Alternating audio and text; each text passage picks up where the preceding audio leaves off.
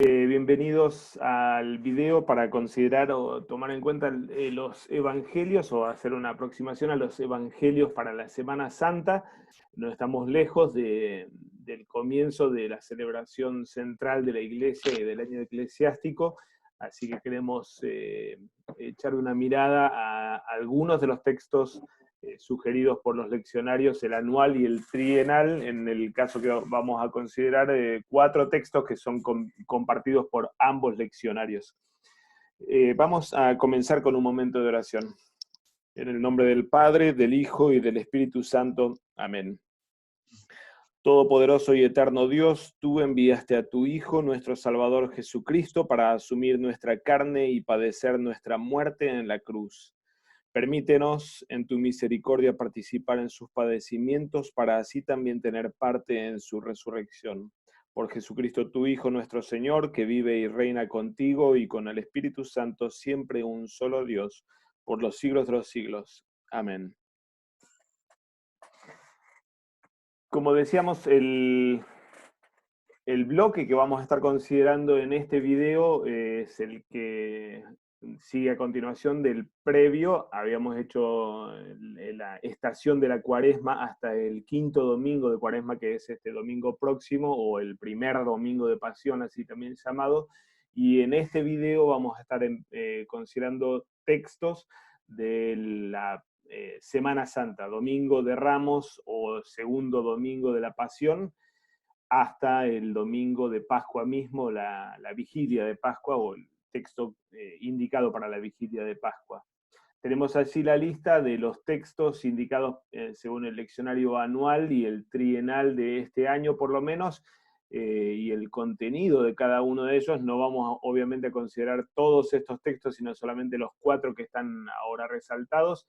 El texto para el domingo de Pasión, Domingo de Ramos, que es uno de los grandes textos que tenemos en la Semana Santa, recorriendo 2 capítulos completos del Evangelio de Mateo y recorriendo básicamente las escenas de la pasión, desde el complot de Judas Iscariote para entregar a Jesús hasta la asignación de una guardia para cuidar la tumba. Juan 13, 1 al 15 y los últimos versículos para el Jueves Santo, el lavado de pies de Jesús y el mandamiento del amor.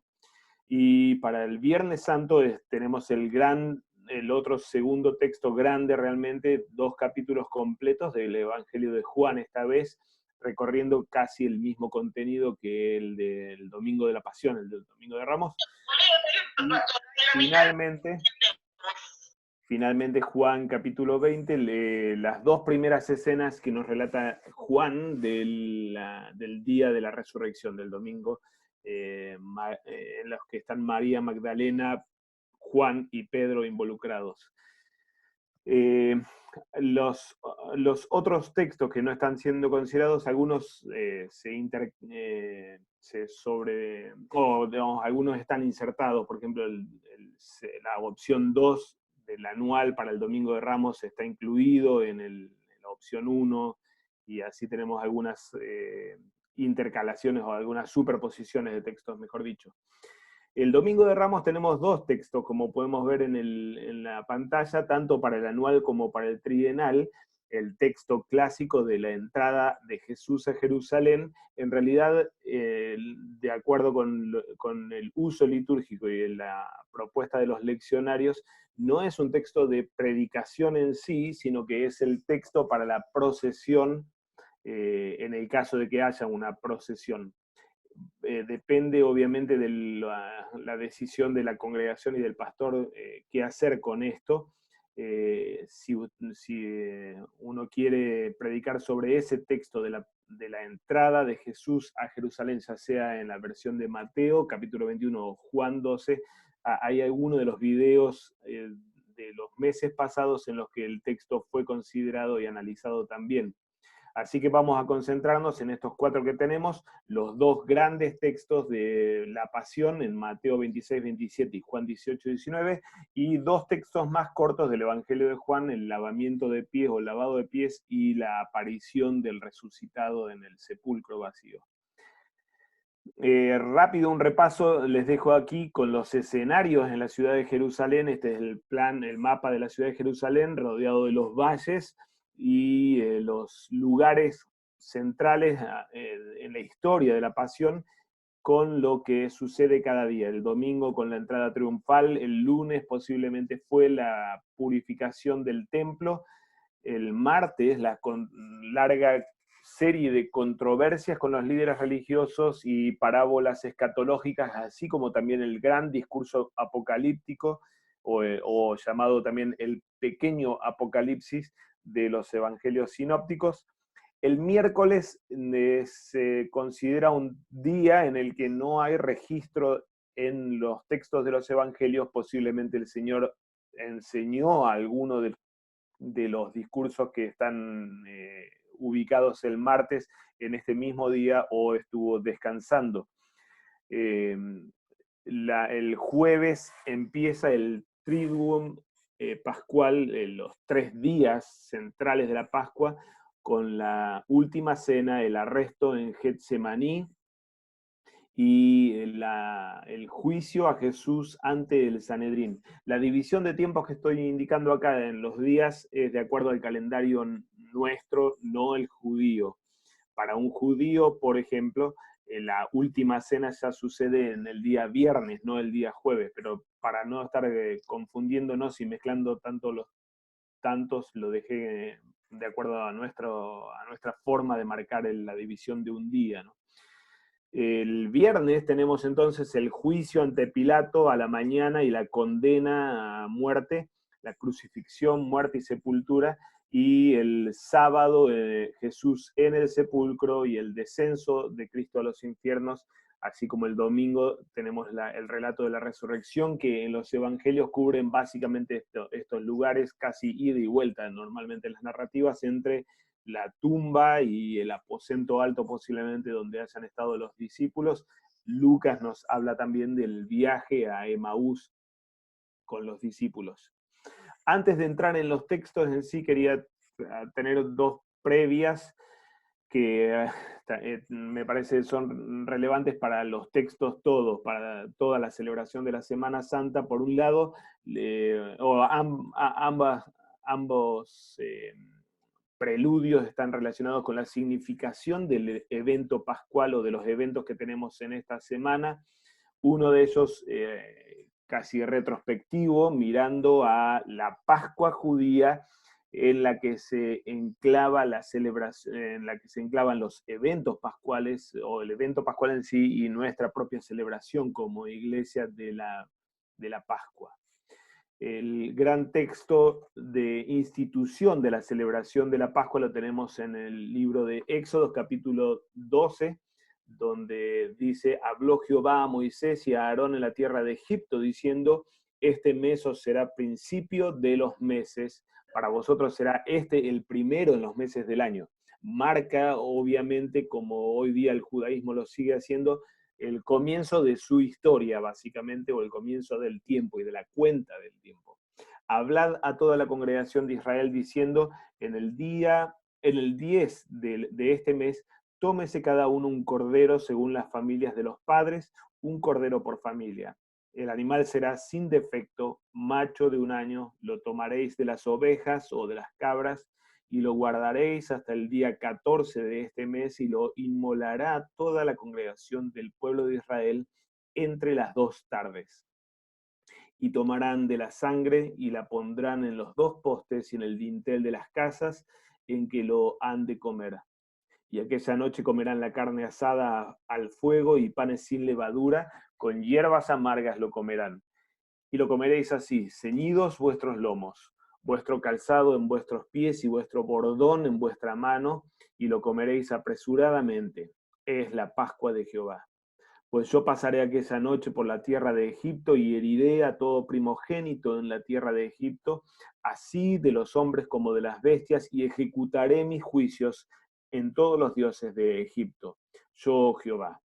Y la sangre os será por señal en las casas donde vosotros estéis, y veré la sangre y pasaré de vosotros, y no habrá en vosotros plaga de mortandad cuando hiera la tierra de Egipto.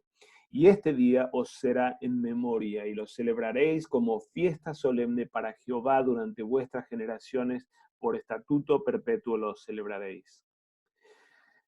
La institución que el Señor está haciendo aquí marca la relevancia de este día, particularmente de esta noche, la noche de la Pascua judía, y de lo que va a suceder o de lo que desata esa última plaga.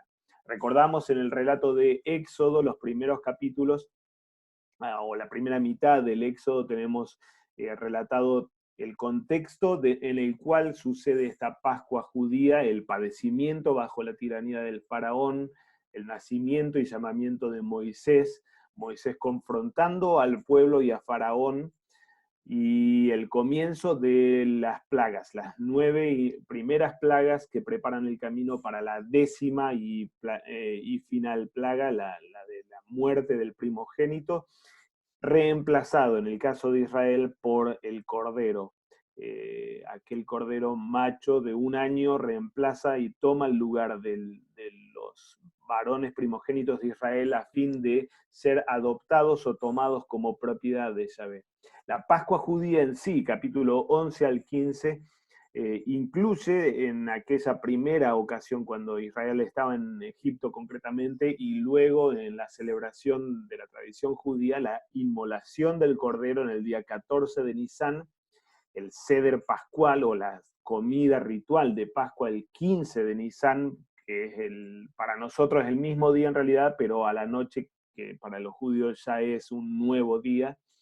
La última plaga con la muerte del primogénito, el ángel de la muerte pasando y reconociendo las casas de Israel, que habilita entonces a Israel para iniciar la partida o la salida de Egipto, el cruce del Mar Rojo, la derrota del faraón y de su ejército empecinado que va detrás de Israel y entra al mar abierto, pero luego terminan siendo ahogados, y finalmente la salida del Mar Rojo con Israel liberado, capítulo 15, y la celebración que tenemos así en el Éxodo capítulo 15. Esta es la historia de Israel y la historia de la Pascua que todo israelita debía celebrar año tras año, y en la que sucede nuestra propia Pascua, el evento pascual en el que el Señor Jesucristo asume nuestro lugar como cordero, es inmolado, celebra su última cena y da el golpe mortal contra Satanás y contra la tiranía de Satanás. La conexión en términos de tipo y antitipo, casi, o no, no casi, sucesos proféticos que prefiguran y que anticipan lo que sucedería con Cristo, y el cumplimiento final de la Pascua en el evento de la muerte y resurrección de Cristo. Esa conexión es más que obvia y más que evidente. También es obvia y evidente la conexión tipológica que existe entre todos estos sucesos y lo que en esta noche, la noche de la vigilia pascual, en la Pascua cristiana, sucedía con los catecúmenos y con la iglesia que acompañaba a los catecúmenos en su paso por el Mar Rojo de la pila bautismal. Recordamos que en la vigilia pascual, esa misma noche en la que celebrábamos la resurrección de Cristo y en la que, en la resurrección de Cristo que dio cumplimiento al anuncio de toda esta Pascua judía, en esa noche la iglesia antigua escogía especialmente ese lugar para bautizar a los nuevos conversos, a los catecúmenos. Ellos pasaban por el mismo Mar Rojo, uniéndose a Cristo en la muerte y resurrección a fin de participar en el sacramento del altar. Así que los sucesos que tenemos aquí son obviamente el trasfondo histórico y religioso del evento pascual que nosotros como iglesia recordamos y celebramos de la muerte y resurrección de Cristo, como también terminan siendo anticipo de lo que la iglesia bautizada atraviesa y celebra año tras año también con respecto a nuestro propio bautismo. Un aspecto más de la tradición judía con respecto a la Pascua, esa noche de Pascua, la del Seder Pascual, la comida pascual, que luego vamos a ver alguna placa por allí, era una noche en la que todo Israel, año tras año, esperaba que finalmente llegue el fin de los tiempos y el Mesías aparezca. Múltiples elementos en la tradición de la cena en sí, de los rituales de la cena, representaban esta gran expectativa escatológica y mesiánica ligada con la noche de la Pascua. Así lo describe el Targum o el comentario Neofiti al libro de Éxodo: noche de vela y predestinada para la redención en el nombre de Yahvé en el tiempo de la salida de los hijos de Israel liberados del país de Egipto. Solo 4 noches son las que están escritas en el libro de las memorias. La primera noche, cuando se apareció Yahvé sobre el mundo para crearlo. La noche segunda, cuando Yahvé se apareció a Abraham centenario y a Sara, su mujer nonagenaria, para cumplir lo que dice la Escritura: por ventura Abraham de 100 años engendrará y su mujer Sara de 90 años parirá. La tercera noche, cuando Yahvé se apareció a los egipcios a medianoche, su mano daba muerte a los primogénitos de los egipcios y su diestra daba protección a los primogénitos de Israel, para cumplir lo que dice la Escritura: mi hijo primogénito es Israel, y la llamó tercera noche. La cuarta noche, cuando llegue el mundo a su fin para ser redimido. Los yugos de hierro serán quebrados y la generación malvada será aniquilada, y Moisés subirá de en medio del desierto y el rey Mesías de lo alto. Uno caminará a la cabeza del ganado y el otro caminará a la cabeza del ganado, y su verbo caminará entre los dos, y yo y ellos caminaremos juntos. Esta es la noche de la Pascua para el nombre de Yahvé, noche reservada y fijada para la redención de todas las generaciones de Israel. Con estas palabras, el comentarista al libro de Éxodo, comentarista judío, describe la gran expectativa que había año tras año entonces para un judío en este episodio puntual, en esa noche puntual, la noche del Seder Pascual. Un detalle tal vez entre múltiples que tenían en el rito era el llamado aficoman, que era un pan que se partía al comienzo de la cena. Una mitad se la dejaba en la mesa para ser comido y la otra mitad se la escondía, se lo ocultaba, y terminaba siendo, hoy día los judíos, tengo entendido, que siguen teniendo la misma tradición, terminaba siendo como una especie de juego de búsqueda del tesoro, en la que los niños de la familia tenían que descubrir dónde habían ocultado el pan. Entonces, hacia el final de la cena, había que decir dónde estaba y se recuperaba el pedazo, ¿no? Ese pedazo desaparecido y que aparecía al final, los especialistas entienden que representa la expectativa de la aparición del Mesías al final de los tiempos para restablecer el reino de Dios. Así que, como digo, varios detalles en la cena pascual judía marcaban esta gran expectativa escatológica que ellos tenían, y mesiánica especialmente, ¿no? Esa era la noche en la que Israel iba a volver a ser redimida. Un segundo prólogo o prefacio con respecto a la cuestión de la significación del evento pascual está relacionado no con tanto retrospectivo, sino con la discusión que hoy día todavía dura y resuena sobre qué pasó realmente y qué hizo realmente Dios en Cristo en la muerte, descenso al infierno y resurrección de Cristo. Esta discusión se da en el mundo cristiano en general, entre los especialistas y los teólogos biblicistas y sistemáticos también en general, pero nació en gran medida en el contexto contemporáneo en el mundo luterano. Y está ligado en parte al planteo que hace casi un siglo el teólogo sueco Gustav Aulén hace con respecto a cómo Lutero realmente entendía la muerte y la resurrección de Cristo. Aulén cuestiona el modo tradicional de entender la muerte y resurrección de Cristo. Él dice, tradicionalmente Occidente tuvo como dos teorías. Una llamada expiación objetiva, en la que Cristo muere para pagar culpas del humano delante de Dios como juez. El lenguaje jurídico y de negociación, y también el eh, lenguaje litúrgico o cultual de sacrificio expiatorio es propio para esta primera teoría que llama Aulén. La segunda teoría es la expiación subjetiva, en la que Jesús murió para dejarnos a nosotros un modelo, un ejemplo de entrega eh, a fin de que nosotros paguemos nuestras culpas delante de Dios. En la iglesia medieval tenemos esos dos representantes, Anselmo y a Pedro Abelardo. Obviamente la segunda teoría, teoría subjetiva, resuena mucho o básicamente es una teoría pelagiana o sinergista, uno imitando a Cristo para uno redimirse a sí mismo, ¿no? Aulén dice, pero hay una tercera idea sobre la expiación que ha sido abiertamente ignorada, y él la llama la idea dramática o clásica, en la que Dios interviene en Cristo para redimir a sus hijos esclavizados bajo la tiranía del pecado, la muerte y el diablo.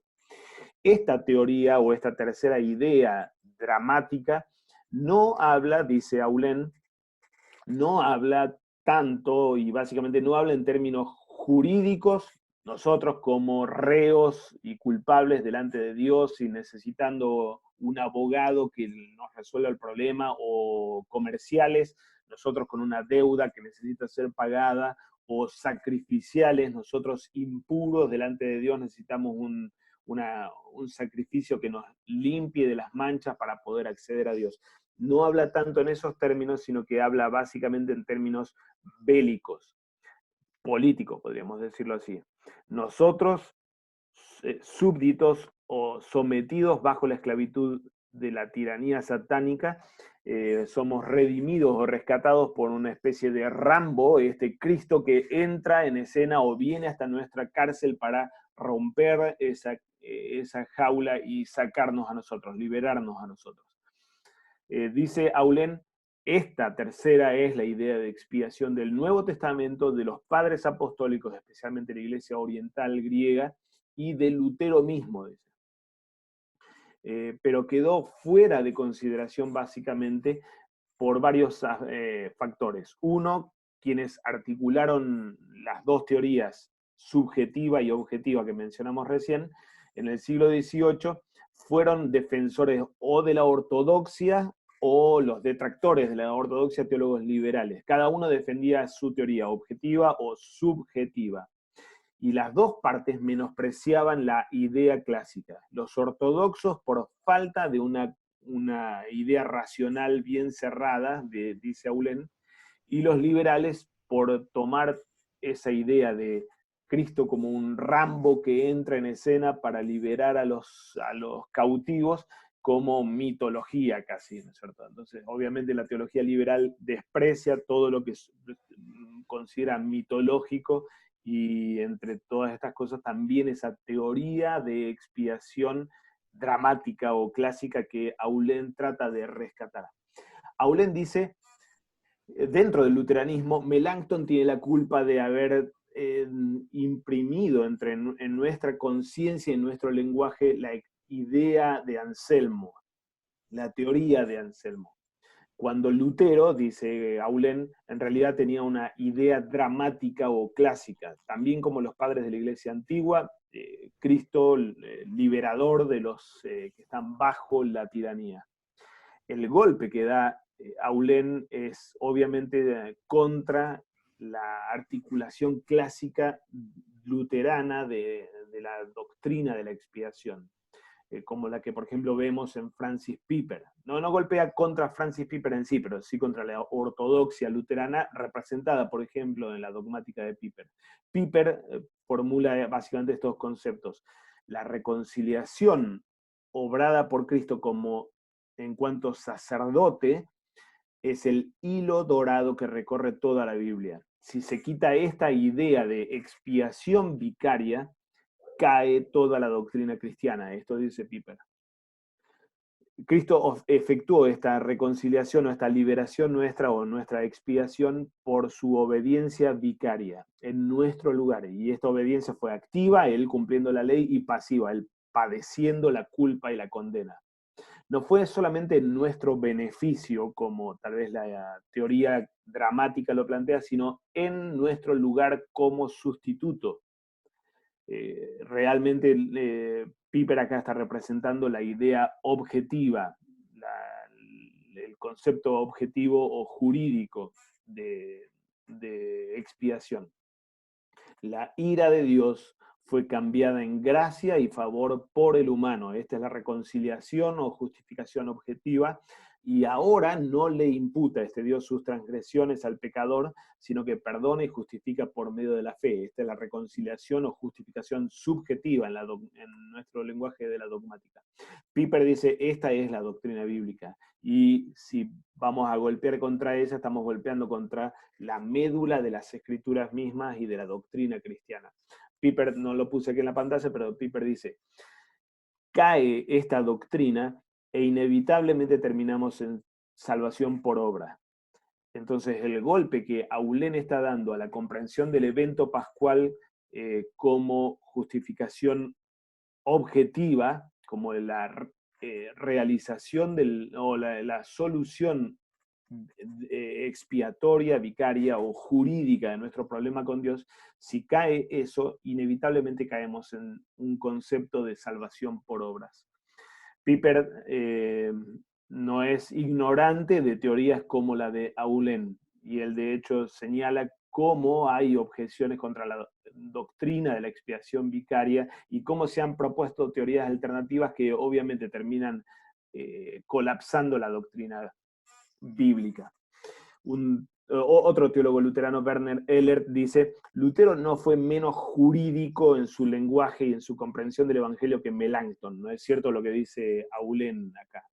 Si la doctrina de la justificación, así como es formulada por ambos hombres, tiene características que son específicamente occidentales y no orientales, los occidentales pensamos en términos de ley, culpa y satisfacción de la ley, los orientales no. Si la doctrina de la justificación luterana tiene esas características muy occidentales, es porque la teología occidental logró comprender la enseñanza de Pablo más correcta y profundamente de lo que lo hicieron los hermanos de Oriente, de la iglesia griega.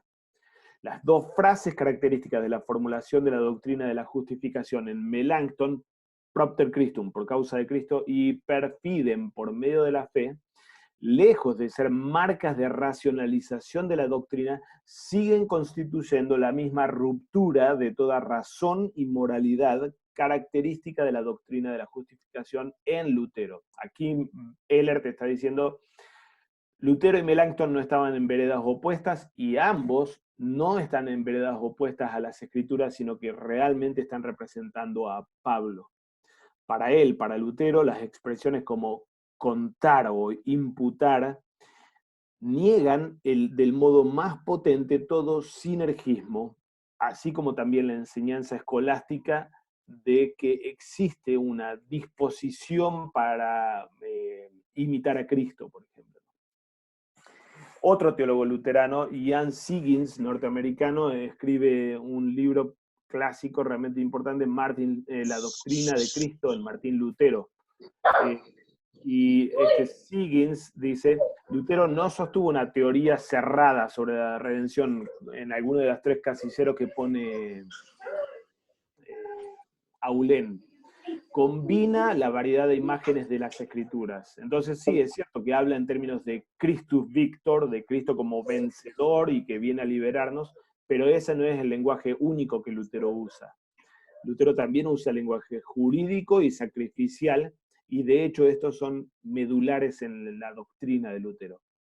Es Dios con quien nos la tenemos que ver. No es una guerra entre Dios y Satanás, es una guerra entre nosotros y Dios, una lucha y enemistad entre nosotros y Dios que tiene que resolverse. Y el Evangelio lo resuelve por vía del perdón de pecados, de la absolución. Esto, Siggins está representando la doctrina de Lutero aquí, ¿no?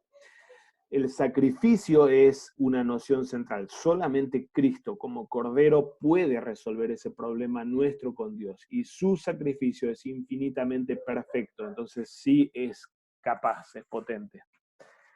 Dejo aquí, no vamos a leer, pero dejo aquí algunas citas de las confesiones luteranas, artículo 3 sobre el Hijo de Dios, y el primer artículo en la segunda parte de los artículos de Esmalcalda, como los luteranos desde un comienzo, es cierto que hemos combinado ambos lenguajes, el lenguaje bélico de Cristo derrotando a Satanás y liberándonos a nosotros víctimas de la tiranía de Satanás, pero también el lenguaje jurídico o sacrificial. Nosotros culpables delante de Dios, enemigos de Dios, somos perdonados y así somos liberados de nuestro gran dilema. Los textos de las confesiones combinan ambos lenguajes, aunque privilegian el lenguaje jurídico y sacrificial. Del mismo modo que Pablo lo hace, por ejemplo, en Colosenses o en 1 Corintios. Paro aquí para leer y así vemos la lógica, especialmente hacia el final, con la que Pablo relaciona ambos conceptos bélicos de liberación de nuestra opresión con jurídico, la solución de nuestro problema delante de Dios como juez. Y cuando esto corruptible se haya vestido de incorrupción y esto mortal se haya vestido de inmortalidad, entonces se cumplirá la palabra que está escrita. Sorbida es la muerte en victoria. ¿Dónde está, oh muerte, tu aguijón? ¿Dónde, oh sepulcro, tu victoria? Ya que el aguijón de la muerte es el pecado y el poder del pecado, la ley. Mas gracias sean dadas a Dios que nos da la victoria por medio de nuestro Señor Jesucristo. Noten cómo Pablo así conecta en forma casi de causa-efecto ley, pecado, muerte. Nuestro problema bélico, la tiranía de la muerte sobre nosotros y de Satanás imponiéndose sobre nosotros, ese problema bélico, que tal vez está ligado con el extremo de la muerte, tiene un trasfondo jurídico. Y lo que hace Cristo al redimirnos es resolver el paquete entero, no una parte, sino todas. Nuestro problema legal con Dios, resuelto por medio de su muerte sacrificial y de su resurrección, entendida como justificación del pecador. Cuando Cristo resucita, el humano pecador está siendo justificado en ese acto de resurrección. Y de aquí brotan los instrumentos de justificación, los sacramentos o los medios de gracia. Ahora, este problema legal, la ley a la que se le quita el aguijón del pecado porque se nos perdona ese pecado y por lo tanto se resuelve nuestro problema más medular, la solución de este problema legal habilita entonces la solución de nuestro problema bélico, digámoslo así, la derrota de nuestros enemigos y tiranos. La descripción de las escrituras en el Nuevo Testamento, así como también de Lutero y de las confesiones luteranas de la redención, no van solamente para un lado o solamente para el otro, aunque sí presentan esta relación de causa-efecto entre la parte legal, la solución de nuestro problema legal, como habilitando entonces la solución de nuestro problema bélico en el que nosotros somos víctimas y no solamente culpables, ¿no? También, obviamente, y David Skear en el libro de Cristología que BDMA pronto va a estar publicando o haciendo accesible, David Skear combina los tres conceptos básicamente de jurídico, bélico y ejemplar, la muerte de Cristo como ejemplar. Realmente hace buen trabajo Skear allí en decir qué relación hay entre uno y el otro. Así que no pierdan la posibilidad de leer cuando aparezca el librito. En el gran cuadro del altar de Weimar, pintado por Lucas Cranach, tenemos de hecho ambas imágenes. La sacrificial de Cristo como cordero, derramando su sangre para limpiarme, dice Lucas Cranach aquí en el medio de la pintura, pero también la bélica.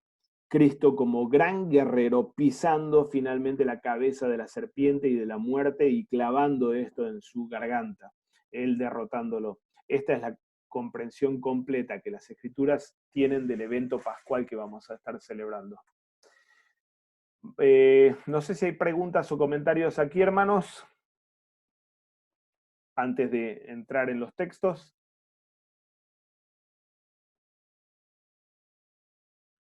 Sí, quizás solamente para agregar algo al tema de la discusión contemporánea eh, respecto del sacrificio. Sigue siendo el problema contemporáneo, ¿no es cierto? El no poder comprender esta parte. Siempre se quiere vivir la parte de la victoria, el don de Dios, sin reconocer que hay un problema anterior, ¿no? Y ese mismo problema también lo tuvieron los teólogos contemporáneos que destruyeron prácticamente la muerte y la resurrección de Cristo, ¿no? Tal cual, tal cual. Obviamente los padres de la iglesia, y especialmente Ireneo, por ejemplo, tiene lenguaje primordialmente bélico. En esto, tal vez lo que Aulén trajo recupera toda una dimensión que un poco se nos puede ir de las manos o del recuerdo más que nada, ¿no es cierto? Y solamente hablar en lenguaje jurídico, ¿no? Que es tal vez el lenguaje característico luterano. No obstante esto, la carne nos lleva a olvidar y, como bien decís, Cristian, sigue siendo nuestro problema actual y de hecho hoy día, por ejemplo, en el ámbito del luteranismo norteamericano y en el sínodo del Missouri mismo, está habiendo conflicto y complicaciones con este punto particularmente. La negación del carácter jurídico expiatorio, vicario, sacrificial de la muerte de Cristo y la comprensión de la resurrección de Cristo como nuestra justificación delante del juez airado. Obviamente a la carne no le gusta hablar en esos términos, de que la culpa es mía, que yo soy culpable, yo merezco la ira eterna y, y nos gusta pensar en esos otros términos más que nos dejan mejor parados como inocentes víctimas liberadas y, como bien decís, Cristian, tal vez concentrándose solamente en el beneficio y no en el dilema que está por detrás realmente, ¿no? En este tiempo de Pascua, en la celebración de la Pascua, obviamente somos traídos al pie de la cruz en penitencia para reconocer que lo que sucede aquí no solamente fue para bien nuestro, sino por culpa nuestra también, primero por culpa nuestra.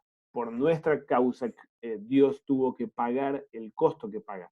No obstante esto, para no transformar a la cruz de Cristo solamente en ley que condena, sino afirmarla como evangelio, aquí celebramos el gran amor y la gran bondad y el gran logro de Cristo en nuestro favor, que obtiene realmente el perdón para nosotros y nos otorga nada menos que su justicia perfecta, así como también su vida sobre la muerte. Vamos a nuestros textos, el primero, el del Domingo de Ramos, o el segundo Domingo de la Pasión, no este domingo, sino el siguiente, nada menos que 2 capítulos en Mateo. No voy a leerlos ahora directamente, pero por supuesto tal vez lo tienen en su recuerdo y antes del domingo van a revisarlo en el texto mismo. Solo aquí pongo un esquema del contenido. Tenemos una buena cantidad de escenas en estos 2 capítulos. Escenas de preparación de lo que va a venir aquí, Jesús anunciando su muerte, los sacerdotes decidiendo matar a Jesús, la unción de Jesús en Betania y Judas ofreciendo entregar a Jesús. Esto funciona como bloque de preparación para lo que viene. Una siguiente sección que tal vez también es casi preparación, aunque ya empieza a ser entrega efectiva de parte del Señor, en la que tenemos la cena del Señor, el anuncio de la negación y Jesús orando en Getsemaní. 5 y 7 aquí especialmente caracterizan entonces a esta segunda parte del relato de Mateo en términos de entrega. Aquí realmente lo tenemos a Jesús dándose en forma sacramental, en cuerpo y sangre, pero también decidiendo entregarse para tomar o beber de la copa que no pasa y que el Padre no decide entonces no pasar. Allí en Getsemaní tenemos realmente a Jesús o concretamente iniciando el inicio de su sacrificio, su entrega sacrificial, por decirlo así, inicio. Uno podría decir, inicio viene desde la misma encarnación, pero aquí en esta escena entonces tenemos esta entrega realmente voluntaria de parte del Señor. El leccionario trienal toma solamente el texto de la institución de la Cena del Señor en la opción 1 para el jueves santo, para la semana siguiente, ¿no? Luego tenemos los sucesos o una serie de sucesos que facilitan o acompañan el desenlace: el juicio ante el concilio, la negación de Pedro, juicio ante Pilato, la muerte de Judas, nuevamente juicio ante Pilato y sentencia de muerte, que entonces desata o hace posible la ejecución de Cristo en términos políticos, crucificado como un reo político, como un delincuente político. No traigo material aquí, pero realmente hay mucho material sobre qué representaba la crucifixión, básicamente desde un punto de vista cultural o en el mundo antiguo era el modo de ejecutar a grandes delincuentes, especialmente delincuentes políticos o revolucionarios políticos, o el modo de ejecutar a alguien despreciado por la sociedad como era un esclavo. Hay de hecho un testimonio en algún papiro de un esclavo cuyos antecesores también habían sido esclavos y habían muerto por crucifixión, en la que él dice: yo sé que mi muerte va a ser la de la cruz, porque es la muerte que le pertenece a los que somos despreciados de la sociedad, ¿no? Así que las escenas 14 y 15, desenlace o entrega sacrificial por sobre todas las cosas en nuestro texto de Mateo, con la crucifixión y muerte del Señor. El leccionario anual recorta como opción 2 estos últimos episodios, 12 al 15, ¿no? La opción 1 es todo el texto que estamos considerando y opción 2 es solamente este recorte. Y finalmente la confirmación o constatación de la muerte con la sepultura y la guardia. En Mateo esto tiene una función realmente apologética bien importante por la acusación que el mismo relato nos va a traer luego en el capítulo 28, de que circulaba la versión de que los discípulos habían robado el cuerpo, ¿no? Así que se relate y se testifique sobre la sepultura real de Cristo, de su cuerpo muerto guardado en un sepulcro, y ese sepulcro cuidado por la guardia puesta por Pilato, cumplen funciones bien importantes para confirmar que este no es que desapareció o se lo robaron, o que estaba medio muerto y lo bajaron apurado porque se venía el sábado, sino que efectivamente estuvo muerto y bien muerto y bien sepultado realmente, bien guardado así en la tumba, ¿no? Tenemos entonces esta casi sucesión e intercalación de escenas, las de preparación que llevan a la entrega sacramental en la institución del sacramento y a la entrega sacrificial ya anticipada en el Getsemaní, y que abre paso entonces a esos sucesos que acompañan y facilitan la ejecución política de este Jesús, el desenlace en la entrega sacrificial, con todos los fenómenos que tenemos relatados así en Mateo especialmente, quizá el más detallado en los fenómenos extraordinarios que suceden así en la hora de su muerte, y luego la confirmación de que este realmente muere aquí, ¿no? Esto es todo el gran relato que tenemos para el domingo de Pasión.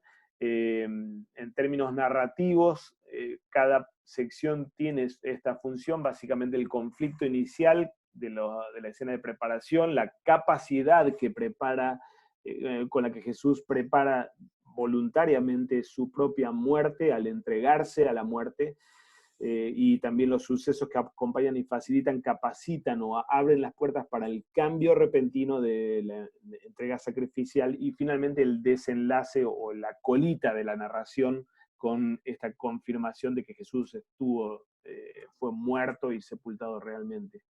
Otra vez en términos narrativos, Jesús es aquí el protagonista, él se entrega en sacrificio y cumple así su tarea mesiánica, y líderes religiosos y Pilato instrumentan esa muerte. La trama es una trama de carácter, es decir, muestra quién es este Jesús, o muestra el logro de este Jesús, que es el de cumplir con su tarea mesiánica. ¿Cuál es esa tarea mesiánica? Y particularmente en el lenguaje o en los términos y códigos de Mateo, del primer evangelio, ¿cuál es la tarea propiamente de Cristo y mesiánica de este Cristo? Mateo se concentra especialmente en dos o tres caracterizaciones de Jesús. La primera de ellas es que este Jesús es hijo de Dios en el lenguaje de Éxodo, justo del texto que habíamos leído así en Éxodo 12. Hijo de Dios es el título para el pueblo de Israel entero, y Jesús aquí en nuestro evangelio entero funciona como el Israel en uno, en una persona. Él como Mesías es hijo de Dios, y como siervo sufriente es hijo de Dios. Él encarna la historia de Israel o reescribe la historia de Israel, y aquí está cumpliendo, llevando esa tarea mesiánica hasta el extremo. Otra imagen propia de Mateo, con su concentración en el concepto de reino de Dios, es la imagen de Jesús como Mesías davídico. No es tan primordial como la primera, pero de todos modos cumple una función importante en el Evangelio de Mateo. Y la tercera que mencioné ligada con la de Hijo de Dios es la de siervo sufriente. Él es el siervo sufriente de Isaías, y aquí está cumpliendo esa tarea mesiánica propia. Algunas observaciones breves y un poco sueltas al texto de Mateo, a toda esta gran narrativa que tenemos para el domingo de la Pasión. Es bien notable la centralidad que tiene el tema de la entrega sacramental y sacrificial, casi contra Aulén. Realmente la narrativa de Mateo se concentra especialmente en el lugar que tiene el testamento final del Señor en el sacramento del altar, y el ofrecimiento del sacrificio en la cruz. Notable cómo se intercala en la estructura que habíamos visto anteriormente con lo que otros hacen sobre él, y casi como que esto genera una especie de tensión. ¿Quién es el que realmente actúa sobre otros? ¿Son los otros que le hacen esto a Jesús, o es él que se entrega a sí mismo? Hay una especie de competencia en términos narrativos, pero obviamente la prioridad termina siendo la autoentrega, la entrega voluntaria del Señor. En el corazón del texto, en la estructura que habíamos visto de entrega sacramental, sucesos que facilitan la muerte y la entrega sacrificial finalmente, en ese corazón de toda esta narrativa es notable cómo cada escena está marcada como cumplimiento de las Escrituras. Tenemos una cita allí en la primera de las escenas en la que Jesús anuncia el abandono de los discípulos citando Zacarías 13. Luego Jesús mismo le dice a los soldados que vienen a atraparlo, diciendo: vienen a arrestarme como ladrón para que se cumplan las Escrituras, probablemente la de Zacarías 13, pero así no hay una cita explícita. Luego, Zacarías 11 es citado en torno a la muerte, a la entrega de Judas Iscariote, y la última parte tenemos dos citas también, las dos del Salmo 22, repartieron mis vestidos y confió en Dios que lo libre. notable como todas las citas en realidad exponen la perversión de los demás a la vez de hablar de la identidad mesiánica de este Cristo. Pero todas estas citas casi son usadas para exponer lo perverso de los judíos, de los líderes, e incluso de sus discípulos que traicionan al Señor como lo están anunciando los profetas. Esto hace que la balanza de la que hablábamos recién, quién es el sujeto y quién es el objeto, o quién es activo y quién es pasivo en toda esta narrativa, hace que la balanza se incline para el lado a favor de Jesús. Todos estos otros actores solamente facilitan, o mejor dicho, llevan a cabo lo que el mismo Jesús había anunciado en el Antiguo Testamento al revelar estas profecías.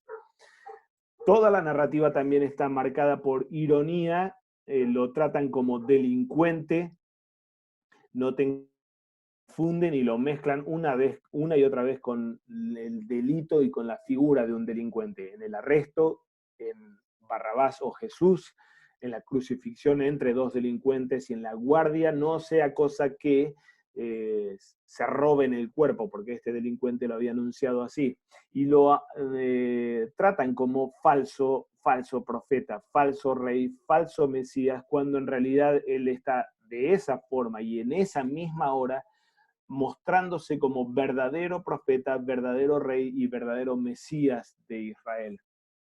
Un comentario que David Skear en Mateo enseña a la iglesia indica cómo la narrativa de la muerte, de la pasión de Cristo aquí en Mateo 27, da cumplimiento al anuncio del pequeño apocalipsis de Mateo 24.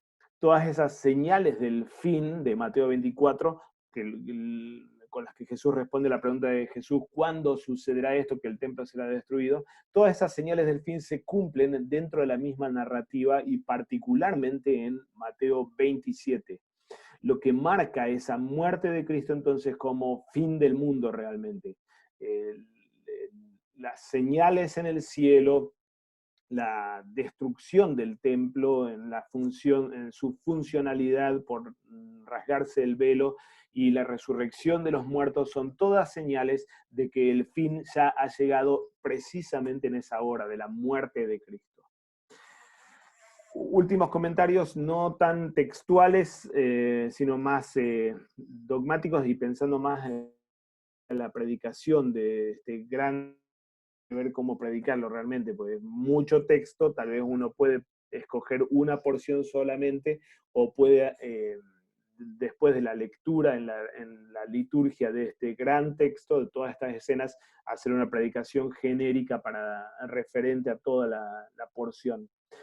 Entonces, casi mirando hacia la predicación, algunas ideas un poco sueltas también.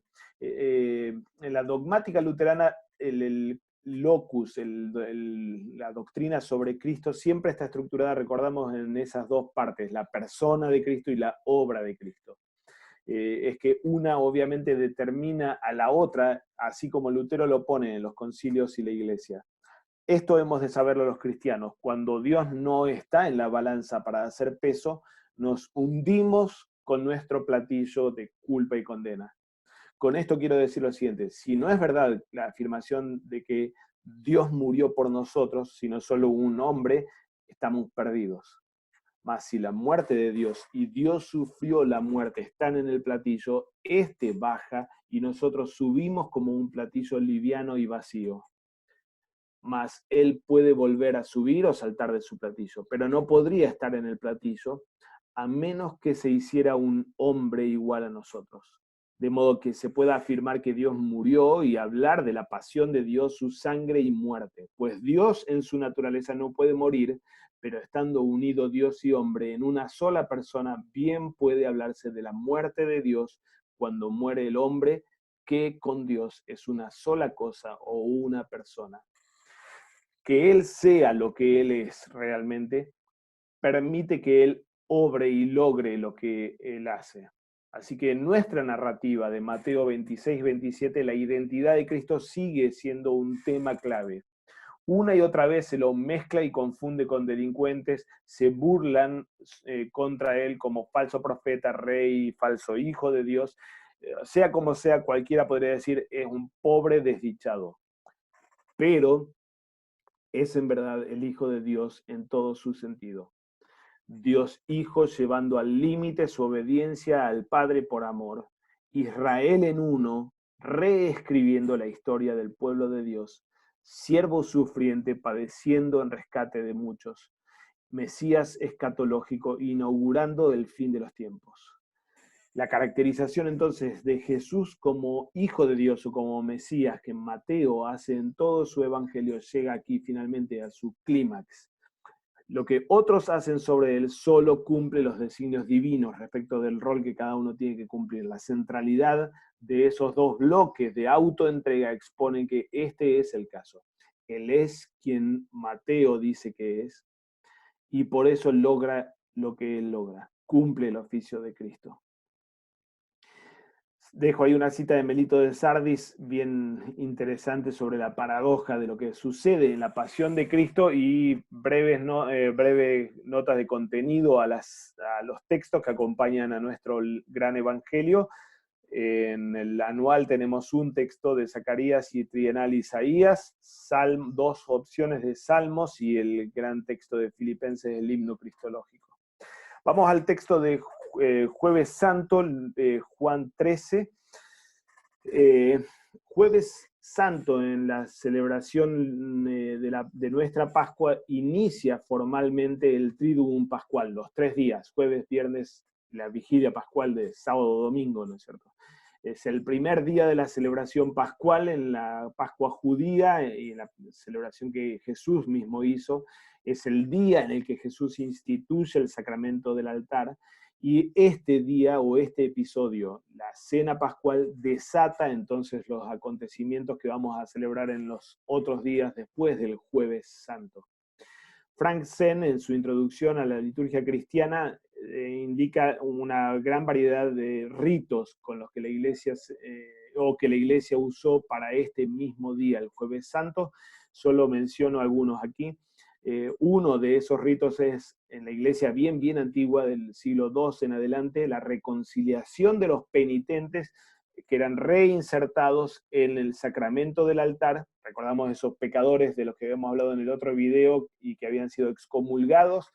En su proceso de reinserción habían pasado por la cuarentena de la cuaresma y este día, Jueves Santo, celebraban por primera vez después de tanto tiempo, años en muchos casos, en el sacramento del altar. La confesión pública y absolución privada en el luteranismo, esta es una práctica luterana propiamente. Toda la iglesia confiesa sus pecados y luego pasa toda la congregación al altar para que el pastor imponga las manos y declare el perdón de pecados sobre cada uno. Una práctica relacionada con el primer rito de reconciliación de los penitentes y también especialmente en el mundo romano y en el mundo reformado más radical. Este día es el día para ese rito, especialmente el del lavamiento de los pies, tomando a esto como un mandato de Dios que obviamente está relacionado con el mandamiento nuevo. Ese nombre de mandatum novum, el nuevo mandamiento, le da nombre al Jueves Santo en el mundo inglés, de habla inglesa, Maundy Thursday. El Jueves Santo se llama Maundy Thursday. Es el Maundy, está relacionado o viene del término mandatum, es decir, el jueves del mandamiento, el jueves del mandamiento nuevo.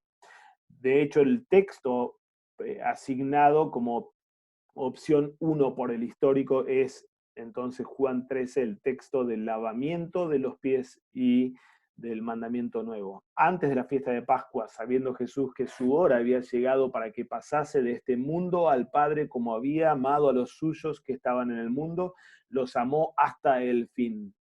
Y cuando cenaban, como el diablo ya había puesto en el corazón de Judas Iscariote, hijo de Simón, que le entregase, sabiendo Jesús que el Padre le había dado todas las cosas en las manos y que había salido de Dios y a Dios iba, se levantó de la cena y se quitó su manto y tomando una toalla se la ciñó. Luego puso agua en un lebrizo y comenzó a lavar los pies de los discípulos y a enjugarlos con la toalla con que estaba ceñido. Entonces vino a Simón Pedro y Pedro le dijo, Señor, ¿tú me lavas los pies? Respondió Jesús y le dijo, lo que yo hago tú no lo comprendes ahora, mas lo entenderás después. Pedro le dijo, no me lavarás los pies jamás. Jesús le respondió, si no te lavare, no tendrás parte conmigo. Le dijo Simón Pedro, Señor, no solo mis pies, sino también las manos y la cabeza. Jesús le dijo, el que está lavado no necesita sino lavarse los pies, pues está todo limpio. Y vosotros limpios estáis, aunque no todos, porque sabía quién le iba a entregar, por eso dijo, no estáis limpios todos. Así que después que les hubo lavado los pies, tomó su manto, volvió a la mesa y les dijo, ¿sabéis lo que os he hecho? Vosotros me llamáis maestro y señor, y decís bien, porque lo soy. Pues si yo, el Señor y el Maestro, he lavado vuestros pies, vosotros también debéis lavaros los pies los unos a los otros. Porque ejemplo os he dado, para que como yo os he hecho, vosotros también hagáis. Un mandamiento nuevo os doy, que os améis unos a otros como yo os he amado, que también os améis unos a otros. En esto conocerán todos que sois mis discípulos, si tuviereis amor los unos por los otros. Gran texto, tal vez algunas claves aquí con respecto a lo que está pasando. Noten cómo el primer versículo ubica esto en términos del recorrido grande de descenso y ascenso. Ubica este episodio en la fiesta de la Pascua y particularmente en la cena pascual, aunque Juan no tiene el relato de la última cena o de la Santa Cena, mejor dicho. Y cómo Jesús hace esto tan humillante, insólito e imposible para un maestro y para el Señor, para lo que significaba el Señor para los discípulos, cómo Él hace esto por causa de saber que había llegado su hora, por causa de saber que había venido del Padre y que volvía al Padre, y por causa de la traición que se venía, que desataba ahora la traición de parte de Judas. La reacción de Pedro es lógica totalmente, primero desconcertado y luego rechazando que Jesús haga esto. Al típico modo juanino, el interlocutor no entiende nada y cada vez parece entender menos en realidad por cómo termina finalmente. Y el lenguaje que utiliza Juan aquí en versículo 4 para el acto de desvestirse, y luego en el versículo 12 para volver a vestirse, es en realidad un lenguaje no propio para vestimenta. Lavein y Tithenain, perdón, tomando y poniendo, es el lenguaje en realidad que Juan 10, Jesús utilizó para hablar de él poniendo su vida y volviendo a tomarla. Así que la imagen que está describiendo aquí Jesús no solamente es marca de su humillación ejemplar para que nosotros lo imitemos, sino especialmente anuncio de lo que él va a hacer. Es esto básicamente lo que está pasando aquí. Nuestro texto está formado por una combinación un poco rara. Es el prólogo a la segunda parte de Juan 13 al 21, es como la segunda gran sección en la que se anuncia cómo él va a amar hasta el límite, hasta el telos, hasta el final. Lógicamente, amar hasta el final en el lenguaje juanino es entregar la vida, así como Juan 15 luego lo va a poner también. Así que tenemos aquí el versículo 1, es el prólogo para toda la narrativa de la pasión, y luego tenemos estas otras dos partes, el episodio del lavado de pies, o parte de él, y el mandamiento nuevo. Este episodio, el lavamiento de pies y Judas lanzado a la noche de la traición, desatan el discurso de despedida. del cual el mandamiento nuevo es la primera parte. Así abre el largo discurso de despedida, capítulos 13, 14, 15, 16, con el capítulo 17 de la oración sumo sacerdotal. Ese discurso de despedida, único en Juan, perdón, prepara a los discípulos para lo que viene en el evento pascual. Y todo este episodio, perdón, desde el lavado de pies, versículo 2, hasta el final del capítulo 16, sucede en el marco del Seder Pascual.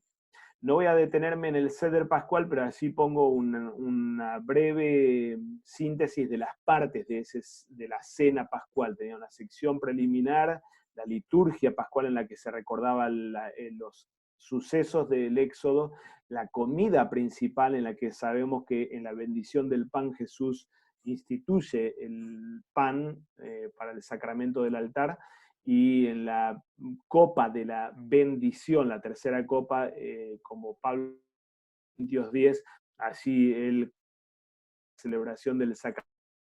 En medio está la cena. En la cena misma, Jesús hace esto de lavar los pies de los discípulos, y donde se abre el espacio entonces para todo el largo discurso de despedida del Señor. Decía, toda esa gran sección del Juan 13 a 7 es preparación de los discípulos para lo que viene, y presenta una estructura cíclica. Todo el tiempo casi pasa lo mismo. Una primera gran afirmación de la identidad de quién es Él, quiénes son ellos, los discípulos, para Él, que habilita el anuncio y la exhortación para el futuro mediato, la vida de la iglesia después de la muerte y resurrección. Y estas dos cosas dan paso al anuncio y exhortación para el futuro inmediato, relacionado con la muerte y con cuánto van a llorar los discípulos y cómo van a sufrir ellos con la desaparición de Él. No me verán por un tiempo. Este ciclo se repite constantemente en toda la sección 13, 14, 15, 16, el discurso de despedida. Pero también llamativamente estos tres elementos los tenemos en nuestro texto de Juan 13, no discurso de despedida todavía, sino narración del lavamiento de pies. Ese lavamiento de pies realmente es la afirmación de los discípulos como pertenecientes a Jesús, como partícipes de la purificación que Él va a traer. Pero al mismo tiempo, primordialmente tiene esta gran función de anunciar el futuro inmediato, el sacrificio expiatorio y purificador que va a realizar Él, ya no lavando el cuerpo, sino ahora haciendo, derramando lo necesario para la purificación de todo pecado. La exhortación final al nuevo mandamiento del amor obviamente está ligado con el futuro mediato, la forma de vida de la iglesia que está siendo configurada aquí en el comienzo de la cena pascual, o en el comienzo de los discursos de despedida, con este acto simbólico del Señor, que representa su entrega de amor extrema, y que da pie para exhortar a los suyos en cómo vivir como iglesia. Hay mucha discusión entre los especialistas sobre la significación sacramental del lavamiento de pies como símbolo de bautismo, como símbolo de Santa Cena.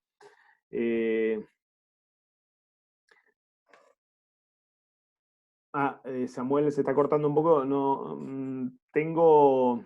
Sí, está conectada la máquina y creo que mi conexión, no sé si. Creo que no está fallando, me parece. Pero si es así, avísame, por favor. No, está funcionando perfecto, Beto. Perfecto, gracias. Decía entonces, entre los especialistas hay mucha discusión, y los padres de la iglesia especialmente han entendido esto como anuncio del bautismo, como una especie de símbolo que representa la purificación bautismal. no es del todo compartido esto. Personalmente creo que la conexión sacramental es indirecta, y es indirecta en el siguiente sentido. El lavamiento de pie especialmente apunta al servicio humillante, al despojo de la vida que el Señor va a hacer como siervo, como esclavo, en beneficio de la iglesia, y sacrificio o servicio humillante que va a especialmente purificar a la iglesia, limpiarla a la iglesia. Es por esto que sin participar en esa purificación no tienes parte conmigo, no puedes tener parte conmigo. Jesús no está poniendo este ejemplo entonces para que nos bauticemos unos a otros, sino para que nos entreguemos unos a otros en servicio humillante, en servicio de humildad.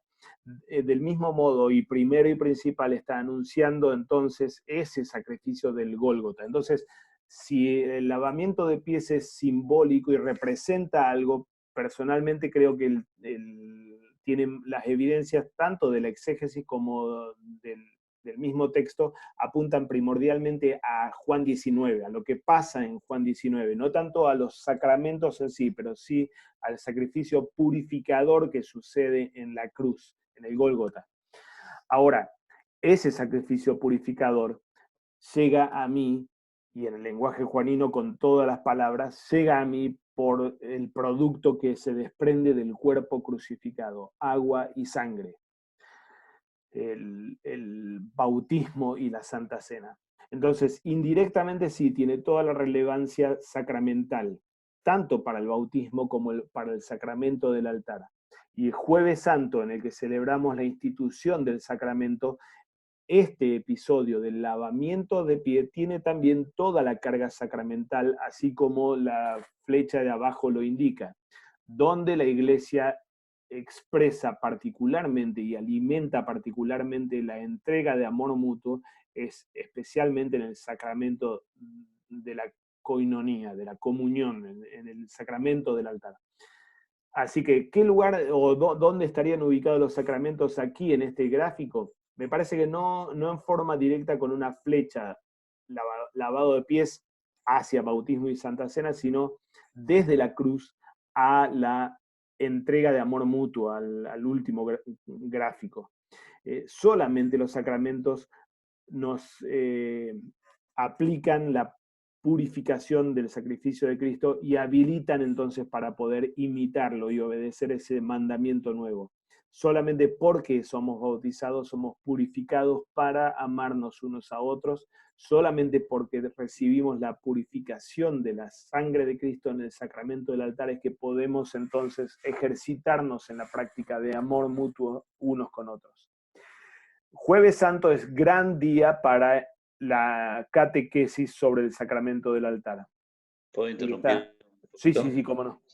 Dos notas, ¿no? Que debe ser frustrante ser Jesús, ¿no? Que está hablando siempre en un sentido y la gente escucha como en otro canal, en otra frecuencia, ¿no?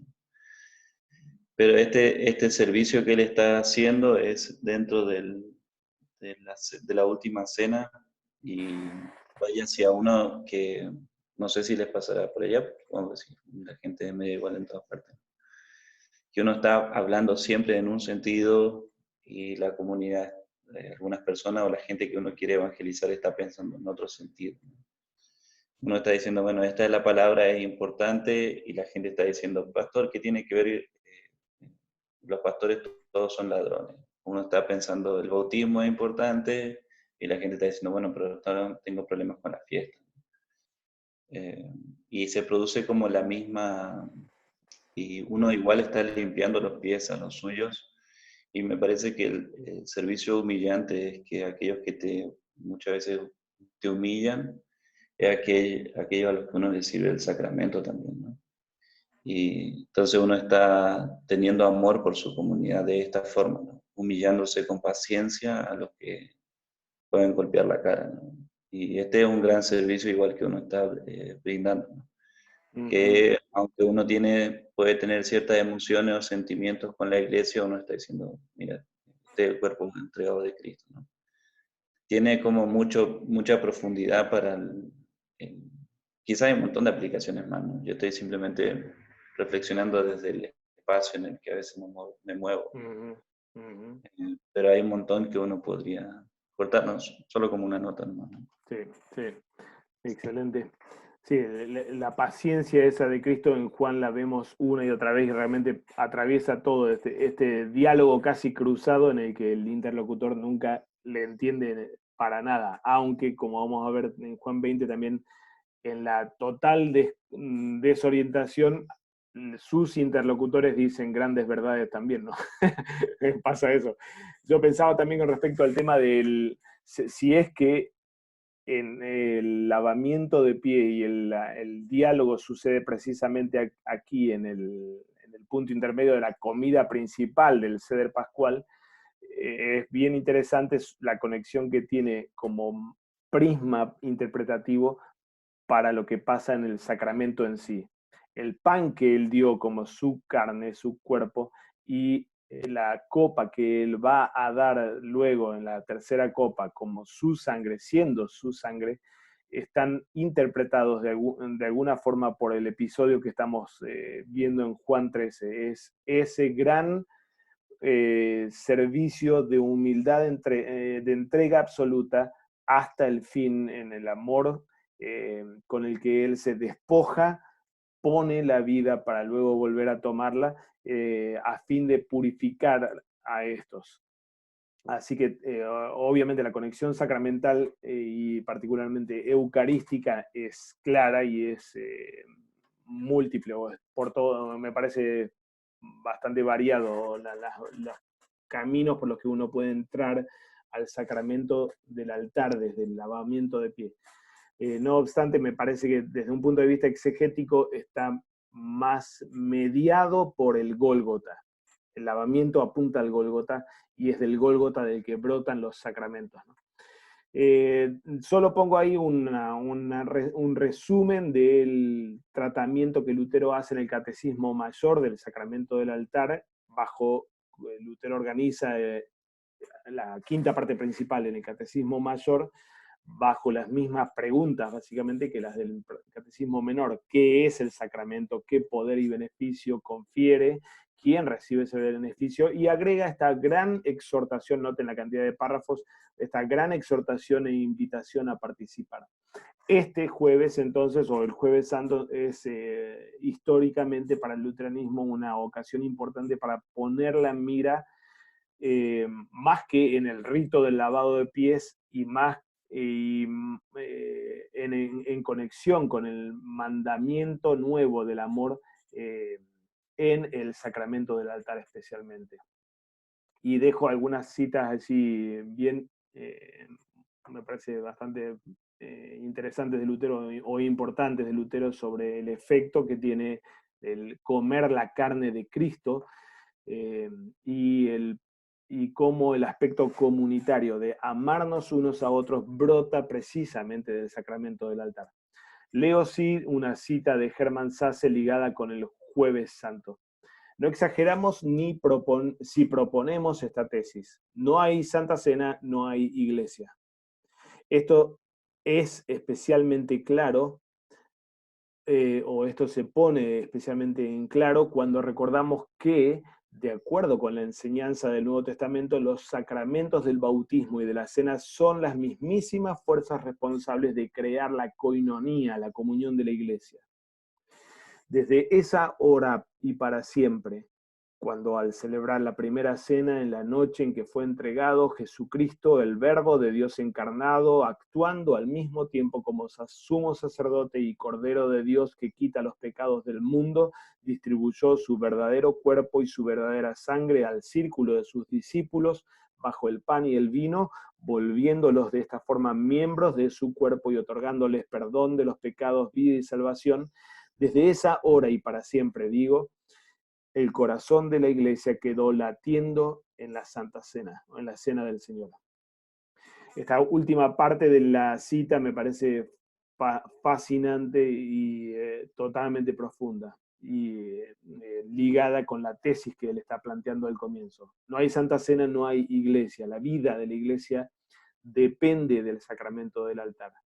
Y este jueves santo tenemos el gran privilegio de celebrar la realidad escatológica que el Señor abrió para la iglesia al instituir y al dejarnos este testamento final, el comer su carne y beber de su sangre. El jueves se lee entonces la institución de la Pascua judía, o el capítulo 24, en el que Moisés lee la ley y reafirma con la sangre del pacto de la ley con Israel. Tenemos Salmo 116, parte del Jalel, del bloque de salmos que se leía en la noche del jueves santo, como lectura de salmos. Primera Corintios 11, la institución del sacramento en la versión de Pablo, o en la de Primera Corintios, y Hebreo 9, hablando del nuevo pacto en la sangre de Cristo, en la indicación del trienal. Viernes Santo, tenemos todavía cuerda en el carretel. Viernes Santo, nuevamente un texto masivo, Juan 18 y Juan 19. Juanpi me ofrece mate, pero no se puede por el coronavirus.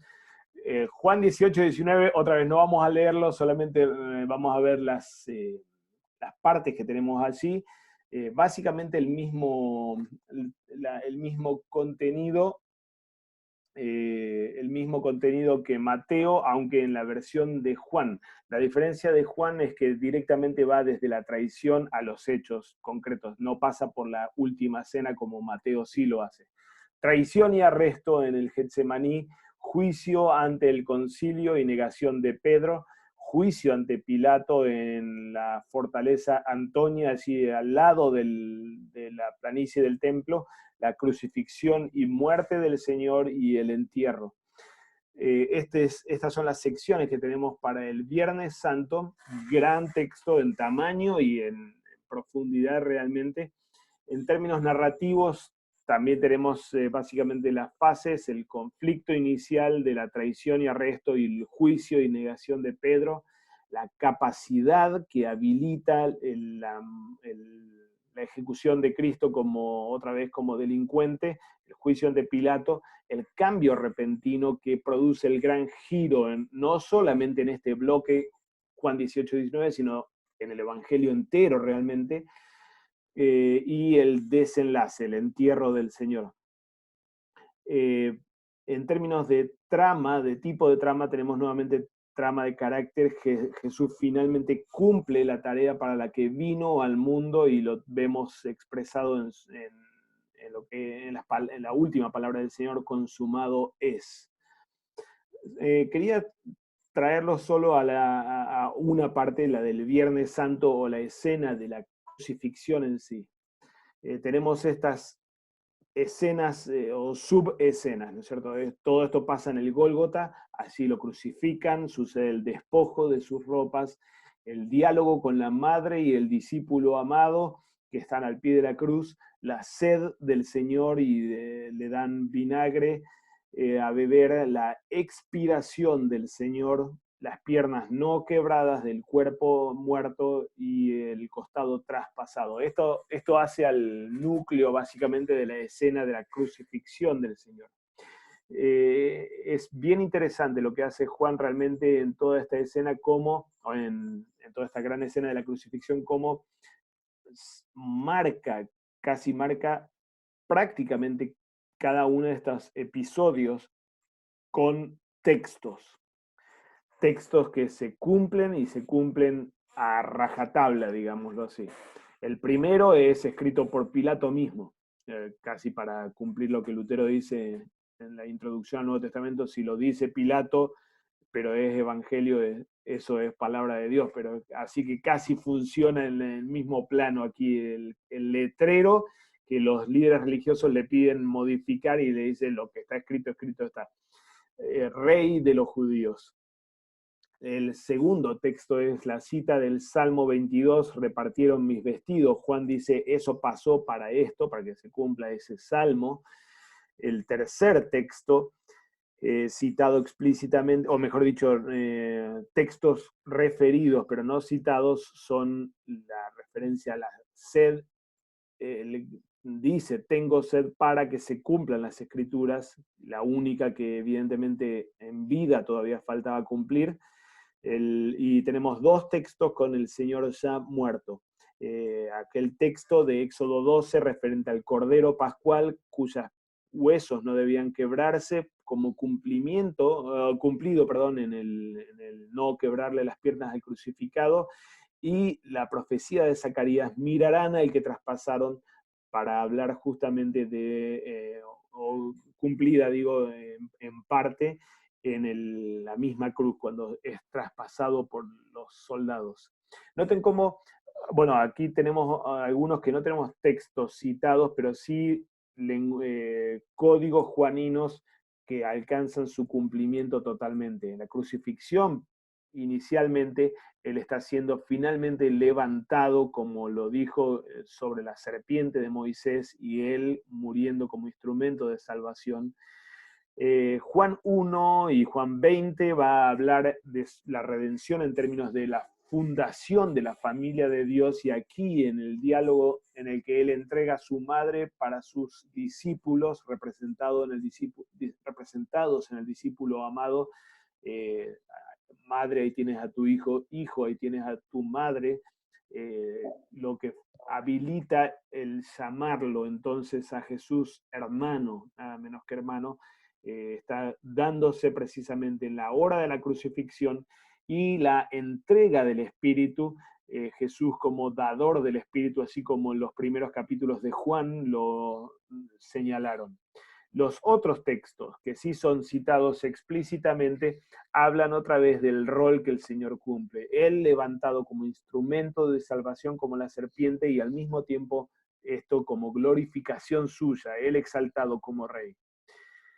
Salmo 22, citado en el despojo y en la sed y vinagre, lo ponen a Él como siervo sufriente aquí, Él como fundador de la familia de Dios, Él como dador del Espíritu, Él finalmente como Cordero de Dios, el gran anuncio inicial de Juan el Bautista, y Él como juez escatológico en la cita de Zacarías. Todas estas funciones están alcanzando su cumplimiento, o como decíamos recién, Jesús cumpliendo su tarea finalmente para que Él vino al mundo en la crucifixión, y está casi signado o marcado por todos estos textos inamovibles que alcanzan aquí su cumplimiento. Respecto del agua y la sangre que brotan de su costado, tenemos una larga tradición. Juan mismo, el mismo evangelista, hace una referencia indirecta a esto en su propia carta de Primera Juan, y es muy probable que esté por detrás parte del texto de Zacarías, del profeta Zacarías. Estas dos citas y estos dos versículos tal vez los podemos leer. En aquel tiempo habrá un manantial abierto para la casa de David y para los habitantes de Jerusalén, para la purificación del pecado. Esa purificación del pecado siempre se hacía con sangre, y de la inmundicia o impureza ritual, que se hacía con agua. Noten cómo Zacarías anuncia el brote de este manantial del cual brotan estos dos instrumentos de purificación. Zacarías 14 también, en aquel día saldrán de Jerusalén o del templo. Recordamos que en Juan Jesús es el templo, su cuerpo es el templo. Saldrán de Jerusalén aguas vivas, la mitad de ella hacia el mar oriental y la otra mitad hacia el mar occidental, en verano y en invierno. Esta profecía es vista por los padres de la iglesia como referente particularmente a Juan 19, estos dos chorros brotando del costado perforado del Señor, y en algunos padres dos orificios, uno de entrada y otro de salida, de los cuales entonces, entrada y salida de la lanza, de los cuales entonces brota de uno agua y del otro sangre. Esto en la lectura de algunos padres de la Iglesia está dando cumplimiento entonces a esta profecía de la abundancia que brotará del templo escatológico en el último día para todo el mundo, Oriente y Occidente, y para todo tiempo, para la eternidad. San Agustín dice, una palabra sugestiva fue usada por el evangelista al no decir atravesó o lastimó su costado o cualquier otra cosa, sino abrió, para que así, de alguna forma, la puerta de la vida sea abierta de golpe, desde la que fluyeron los sacramentos de la Iglesia, sin los cuales no hay acceso a aquella vida que es la vida verdadera. Esa sangre fue derramada para la remisión de pecados. Ese agua es el agua que constituye la copa que sana y que suple al mismo tiempo la pila bautismal. Tenemos en San Agustín aquí condensado la lectura que los padres de la Iglesia han hecho, no sin respaldo de primer peso, respaldo juanino mismo, así como la Iglesia lo interpreta hoy día. Allí pongo solo algunas claves más hermenéuticas, como en toda esta gran sección 18 y 19, o 18 mejor dicho, sí, 18 y 19. Tenemos el uso de la intercalación adentro-afuera en la casa de Anás y Caifás, y Pedro afuera, adentro y afuera en la fortaleza Antonia, donde Jesús es condenado. Pilato entra y sale una y otra vez y casi como que pone el contraste entre la sabiduría, pese a su incredulidad con la que el pagano Pilatos está actuando allá adentro, y la corrupción y contaminación de sus corazones con la que los judíos afuera, preocupados por la pureza ritual, no quieren entrar al palacio. Allí afuera están actuando en total corrupción de mente y de corazón. Y la intercalación entre el Gólgota y la fortaleza Antonia, que no libera nunca finalmente a este pobre Pilato. Se quiere desentender de Jesús, pero sigue ligado o atado a Jesús. El Viernes Santo en la tradición de la Iglesia ha sido un día especial para la contemplación de la cruz, o la veneración de la cruz en la tradición medieval. Lutero tiene un sermón en 1519 como parte de la apertura de su programa reformatorio, en la que critica fuertemente la piedad medieval ligada con esta celebración de la veneración de la Santa Cruz. Y él, entonces, en ese texto precioso realmente, Meditación sobre la Pasión de Cristo, él dice, ¿para qué no contemplamos la pasión de Cristo y para qué sí contemplamos la pasión de Cristo? Como guía para un sermón me parece fantástico realmente lo que Lutero pone aquí. 3 abordajes errados, ¿para qué no contemplamos su pasión? No contemplamos su pasión para culpar a los judíos, para protegernos de sufrimientos en forma supersticiosa, ni para sentir lástima de este Cristo. Pero sí contemplamos la pasión para todo esto que tenemos así en pantalla, que articula de forma fantástica ley y evangelio realmente, y la múltiple visión o visión variada de la expiación que tenemos como luteranos. Para arrepentimiento primero. Así tomamos conciencia de la ira divina y debemos hacer un mea culpa. Yo le hice eso al Señor. Para morir juntamente con Cristo, siendo aplastados en juicio divino, conformándonos a Cristo como en el bautismo nos sucedió, muriendo al viejo hombre. Pero no solamente para ley. La cruz no es solamente para ley, es primordialmente para evangelio. Porque desde la cruz, a través de la cruz, pasamos a nuestra propia resurrección, a nuestra propia absolución. Si sus heridas son mis pecados, su victoria entonces va a ser mi justificación.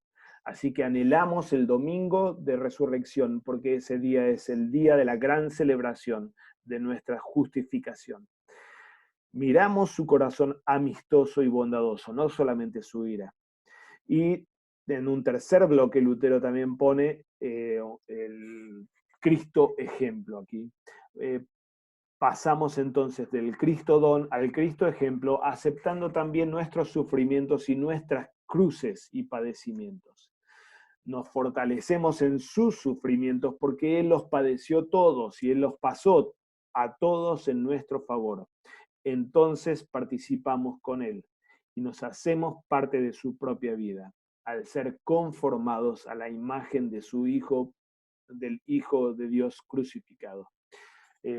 Ley en segundo uso, al comienzo, evangelio precioso en el centro y ley en tercer uso, hacia el final, que como digo, casi nos están articulando un buen sermón para Viernes Santo, para que sí contemplamos su cruz.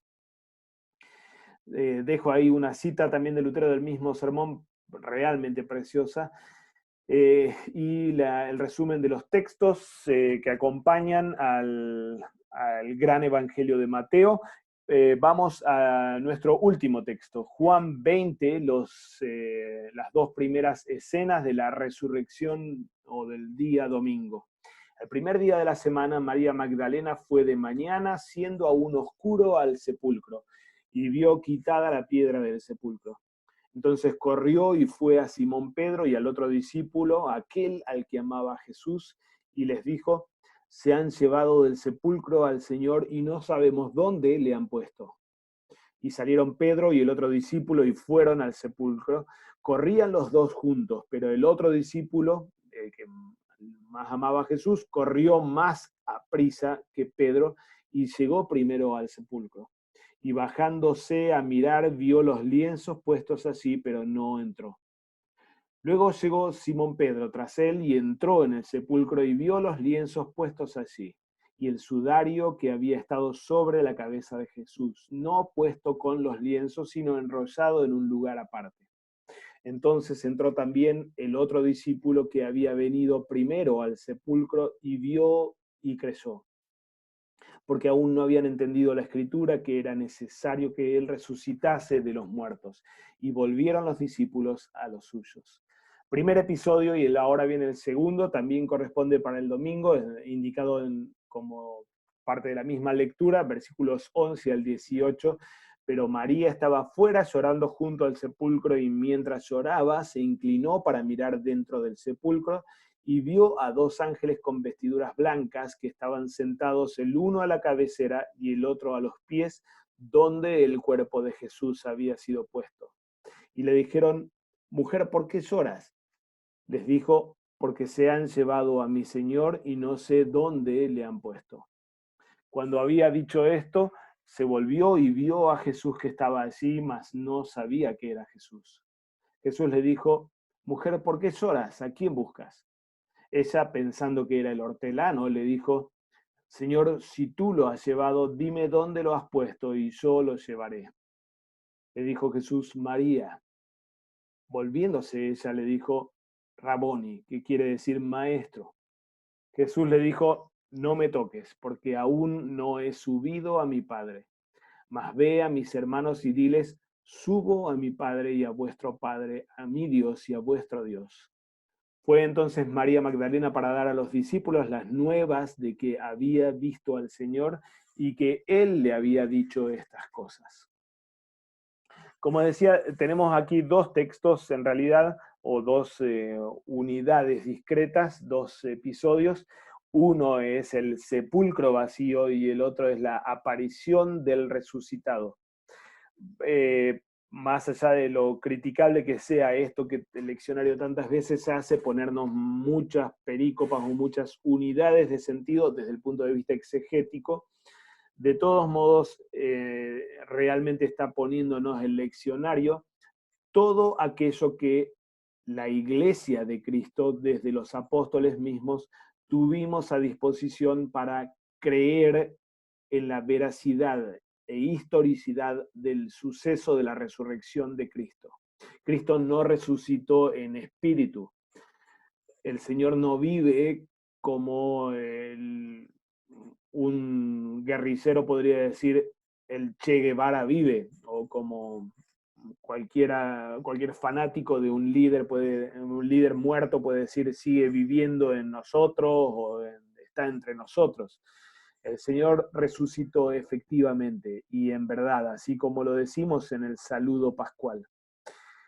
Y esto no es poco, como bien lo recordamos de lo que Pablo mismo dice en 1 Corintios 15, diciendo, si Cristo no resucitó, o mejor dicho, si los muertos no resucitan, entonces Cristo no resucitó, por lo tanto, vana es vuestra fe y ustedes siguen perdidos en sus pecados y nosotros somos los peores de los impostores.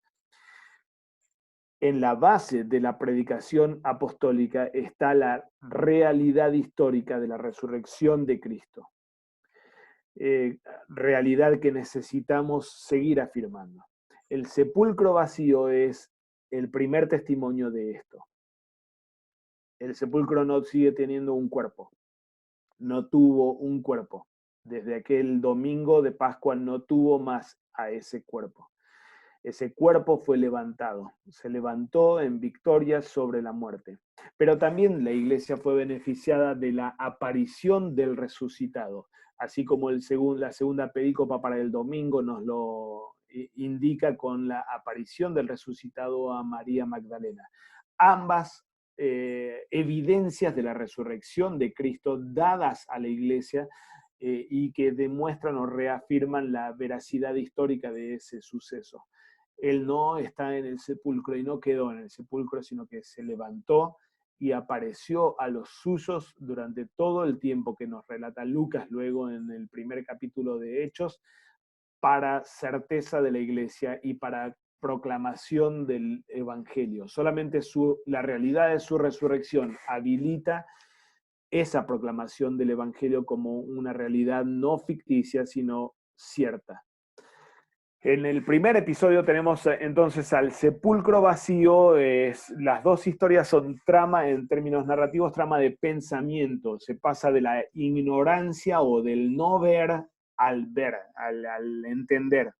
Y en el lenguaje juanino esto es físico, pero también es espiritual especialmente. Es empezar a creer o empezar a entender. Pedro y Juan van al sepulcro vacío y creen, entienden por primera vez, así como toda la narrativa de Juan estuvo reservando el entendimiento de las cosas para el día de la glorificación, ahora llega finalmente en ese episodio de Juan 21 al 10. Hay alguien que entiende por primera vez todo el misterio de Cristo. Y la segunda historia también es trama de pensamiento en la que María reconoce al resucitado cuando éste la llama por su nombre. Todo lenguaje propiamente juanino realmente. En términos narrativos tenemos las mismas fases, casi podríamos decir, se parte desde el no entendimiento, el no saber nada, a la complicación. En el caso de Pedro y Juan reciben esta mala información de parte de María. En el caso de María, las epifanías no reconocidas. Están nada menos que los dos ángeles marcando el lugar donde el cuerpo había estado y no entiende lo que está pasando aquí. Ve al resucitado mismo y cree que se trata del hortelano, del encargado del huerto, para abrir paso al cambio repentino. Juan entra, ve el sepulcro vacío y los lienzos ordenados, no atados en el cuerpo como sucedió con Lázaro en capítulo 11, sino ahora realmente dejadas las ataduras o ligaduras de la muerte en el sepulcro, y cree, porque entiende ahora sí las escrituras. Y en la historia de María, cuando Jesús la llama por su nombre, María, ésta lo reconoce, Raboni. Y tenemos finalmente el desenlace. Los discípulos vuelven, Juan y Pedro vuelven al resto de los discípulos y María es enviada a los discípulos con toda esta encomienda totalmente cargada de significado narrativo dentro del Evangelio de Juan y salvífico. No me toques, porque aún no he subido a mi Padre, mas ve a mis hermanos y diles, subo a mi Padre y a vuestro Padre, a mi Dios y vuestro Dios. Estas dos últimas frases son realmente fascinantes porque por primera vez en el Evangelio de Juan, Jesús habla a otros, o habla del Padre como Padre de ellos otros, y no como mi Padre, como constantemente atravesó todo el Evangelio. Por primera vez él desglosa esto, insertándolos o incorporándolos a los discípulos en el privilegio exclusivo del monogenes tu patros, del unigénito del Padre. Ahora hay otros que pueden llamarlo a él de la misma forma que hasta entonces solamente él lo podía llamar. El retorno al Padre, recordamos, especialmente por los discursos de despedida, el retorno o subir al Padre les conviene, así como lo dijo en el discurso de despedida, porque al volver al Padre completo el recorrido, completo la historia de salvación, y un humano por primera vez puede pararse delante del Padre sin ser fulminado. No que los humanos anteriores, los patriarcas, profetas y la iglesia del Antiguo Testamento no hayan atravesado por esto, pero ellos sí atravesaron por ese beneficio por causa de este primogénito de entre los hermanos. Él como humano sí vuelve al Padre y puede pararse delante del Padre sin ser fulminado por la gloria divina. Y así como Él entonces sube, así también nosotros vamos a poder subir. O en el lenguaje agustiniano, Él es la cabeza. Y como en todo parto, lo que hoy celebramos, Domingo de Pascua, es el nacimiento del nuevo hombre. La cabeza pasó por el canal de parto al salir del sepulcro, y si la cabeza pasa, el cuerpo pasa también. Así que este retorno al Padre es certificación de que nosotros, que también somos hijos del mismo Padre y adoradores del mismo Dios, vamos a entrar también a esa misma gloria y disfrutar de esa misma gloria que Él tuvo desde la eternidad y que ahora habilita para nosotros. Alan Culpeper, un comentarista del Evangelio de Juan, indica una progresión que tenemos en la primera escena, versículos 1 al 10, bien, más o menos interesante. Los tres personajes, María, Pedro y Juan, casi como que están puestos ahí para contrastar uno con el otro. María, en la primera de los episodios, se queda con poca evidencia y saca falsas conclusiones, se robaron el cuerpo. Pedro no. Pedro no se queda con poca evidencia, sino que avanza un paso más. Va hasta el sepulcro para tener un cuadro más completo. Del mismo modo hace Juan, pero Juan, discípulo amado y el discípulo realmente ejemplar, como ejemplo de fe dentro del Evangelio de Juan, va todavía un paso más. Cree las Escrituras. Si está bien lo que está haciendo Culpeper aquí, desde un punto de vista narrativo sí, desde un punto de vista doctrinal es un poco peligroso este tipo de movidas, pero bueno, si está bien lo que está haciendo Culpeper aquí, entonces es invitarnos, Juan, a la imitación de la fe de Juan, que no solamente se queda con poca evidencia o con el dato del sepulcro vacío, sino que va a las fuentes para creer en las Escrituras, es decir, creer en la realidad de la resurrección y en el triunfo victorioso del Señor. Últimos dos comentarios sobre el Evangelio del domingo. El resucitado aquí, así como este pintor es Rembrandt. Rembrandt lo representa a Jesús como hortelano. Y como decía hoy, los interlocutores de Jesús en el Evangelio de Juan normalmente no lo entienden, pero incluso en su incomprensión dicen grandes verdades. María confunde a Jesús con el hortelano, porque de hecho él es el hortelano, con mayúscula. Él es el hortelano que recupera la creación por ser el nuevo Adán, que funda una nueva humanidad al resucitar de entre los muertos y atravesar el juicio divino al pararse como justo en su resurrección. La creación toda es restaurada en este día. Y él realmente es ese nuevo Adán, ese nuevo encargado del huerto, como Génesis 2 lo describe, apareciendo en escena para restaurar toda la creación. Pero él es todavía un poco más en nuestro texto. Él es el buen pastor que llama a las ovejas por su nombre y éstas conocen su voz. Juan 10. es clave en nuestro texto para abrirle los ojos a María. Ella lo reconoce y le dice Rabón y lo confiesa precisamente cuando él la llama por su nombre. Cristo vuelve al Padre y funda la familia de Dios. Como decíamos, al hablar no solamente de mi Padre, sino ahora también de Padre de ustedes. Domingo de Pascua, o la vigilia pascual, era, como decíamos, el día predilecto y propio para el bautismo de nuevos conversos. Así que nuestro texto tiene realmente múltiples claves bautismales. Así como la vigilia pascual, en la vigilia pascual sucedía en el alba, el día del bautismo, para participar de la muerte y resurrección de Cristo, del mismo modo pasa con esta María allí en la escena. Ella está en el sepulcro, el buen pastor la llama por su nombre, como nos llamó a nosotros en la pila bautismal, dándonos el nombre cristiano. El bautizado lo reconoce y lo confiesa a él como Señor, como Maestro, y el Padre nos hace sus hijos, nos adopta en la pila bautismal.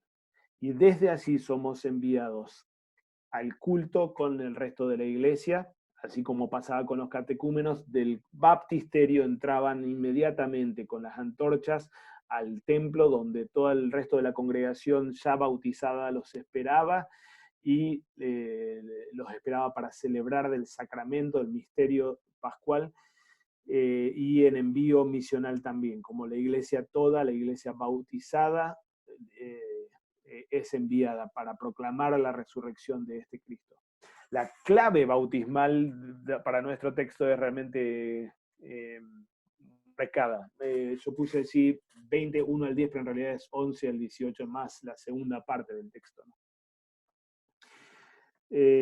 Dos citas de Lutero para cerrar sobre el domingo de Pascua. Lutero en el sermón de Torgau: si quiero que la razón decida cómo ver y comprender las cosas, estoy perdido. Pero yo tengo una comprensión más elevada que aquello que ven los ojos y perciben los sentidos. Esto me lo enseña el credo. Puesto que allí está en el texto que dice resurrexit, resucitó. Él ciertamente ha resucitado y no lo hizo para sí mismo, sino por nuestro bien, a fin de que su resurrección sea nuestra y nosotros también seamos levantados en él y no permanezcamos muertos en la tumba, sino que celebremos con él también corporalmente en este eterno día de la Pascua.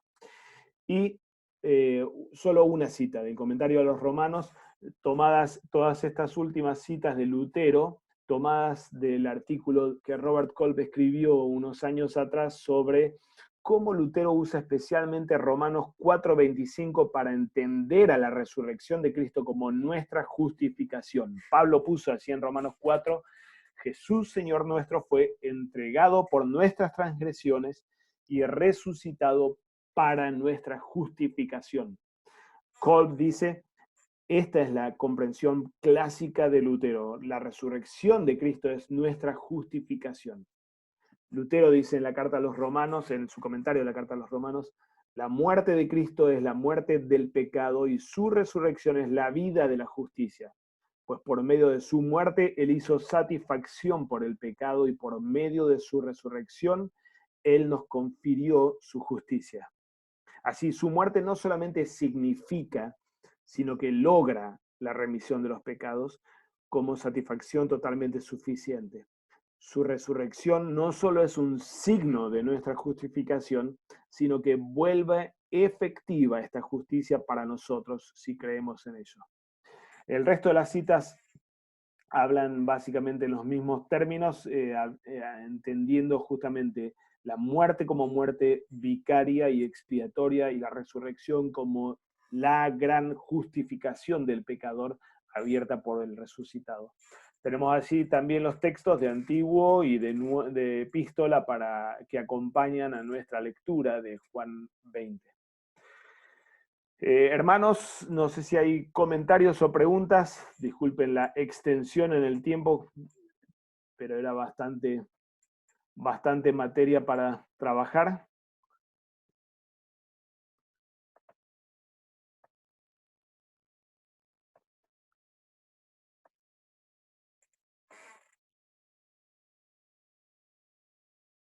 Si no tenemos comentarios o preguntas, gracias por estar allí y por aprovechar el material. Esperamos realmente desde el Instituto Martín Lutero del Sínodo Luterano de México poder servirles y servir a la proclamación del Evangelio.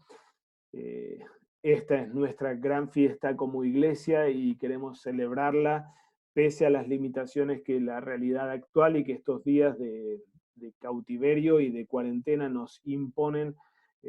Obviamente la voz del Evangelio ha de resonar con todo consuelo y alegría para nuestras iglesias y para nuestra sociedad también. Así que deseamos y oramos por ustedes y por su servicio en la iglesia también. Solo repaso de la agenda. Por mi accidente de días pasados tuvimos que postergar en una semana este video, porque la semana pasada estábamos todavía con algunas afecciones, así que hoy estamos en leccionario anual y trienal Semana Santa en el medio, marzo 25. Dentro de 2 días tenemos otro video con el profesor Sergio Fritzler haciendo una introducción litúrgica a la estación de Pascua, Semana Santa y especialmente lo que venga después de Pascua hasta Pentecostés. Y luego tenemos nuevas fechas para los últimos 2 videos que ya teníamos anunciado, leccionario anual para el periodo de domingos de Pascua hasta Pentecostés, en abril, primero para el leccionario anual y luego para el leccionario trienal. El primero es en Semana Santa, miércoles de Semana Santa, y el segundo es en una semana después de la Semana Santa, después de la Pascua. Gracias a cada uno por estar allí, hermanos. Gracias, Samuel, por el trabajo también de coordinar y grabar, transmitir y comunicar. Gracias a usted. Deseamos que el Señor los bendiga. Saludos a Roberto, que bueno, desde Suiza. Cuídese, hombre, así. Bueno, creo que los suizos están un poco mejor que los italianos, ¿no? Gracias, hermanos, entonces, por estar aquí y que el Señor bendiga la predicación del Evangelio que salga de los púlpitos donde ustedes sirven. Amén. Un abrazo.